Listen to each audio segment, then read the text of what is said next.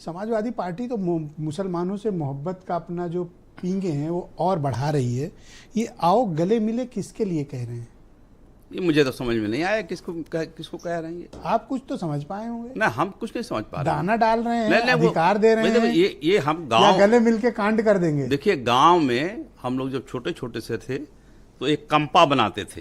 Kampa what is कंपा? कंपा, हाँ, उसमें चिड़िया पकड़ते थे। हाँ, ठीक है। अब दाना डालते थे उसमें और चिड़िया आती थी, कंपा गिर जाता था, कंपा गिर जाता था और चिड़िया फंस जाती थी, चिड़िया फंस जाती थी। ये कंपा है। यही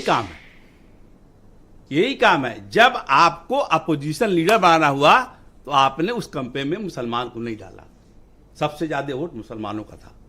ऐसा तो नहीं कि दाना डाले हो कि आओ मुसलमान आओ मुसलमान। अब मुसलमान देखिए, अब थोड़ा जाएगा सा कहाँ? नहीं, अब थोड़ा सा वो समझ रहा है कि हमारी चीजें बात समझ ये कर नहीं रहे हैं।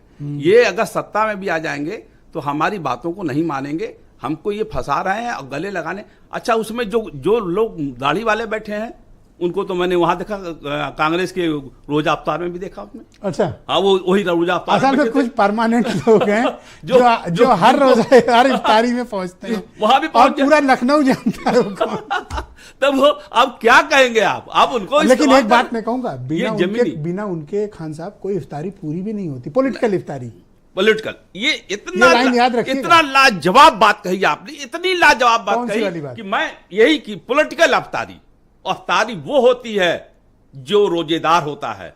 जो रोजेदार नहीं होता है उसको अफ्तारी में बुलाना गुनाह है।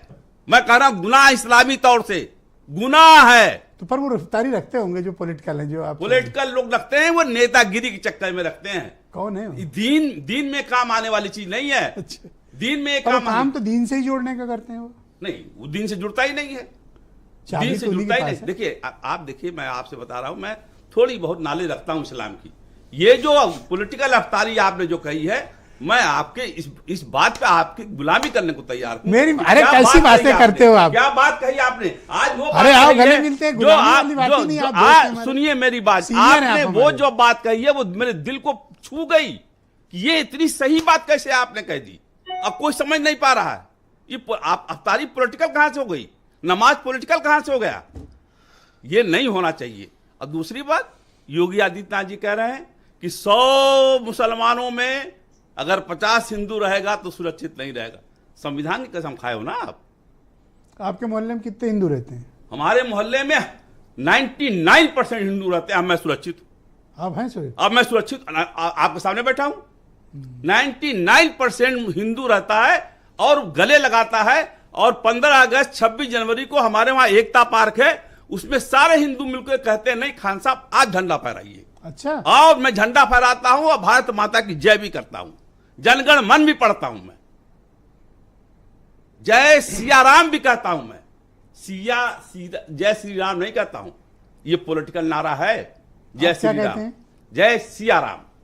हाँ, गांव में तो यही चलता है। नहीं, शुरू से ही चला रहा है, यही था ही। ये पॉलिटिकल नारा जय श्री राम करने लगे। हम लोग के गांव में जय राम बोलते हैं, जय राम बोलते हैं। हाँ। वो तो सलाम हुआ। हाँ। लेकिन चिढ़ाने वाली बात कि हर मस्जिद के नीचे आप जाके तो वहां जैसे श्री राम नारा लगाओगे, किसी के मकान पे चढ़ जाओगे, झंडा उखाड़ लोगे, उसको 10 लाख रुपए दे दोगे आप। किसी को मार दिया जाएगा तो उसको कहोगे नहीं ये आतंकवाद, हम नहीं सुन रहे। तो चलेगा कौन सा, गले मिलने वाला कि वो वाला?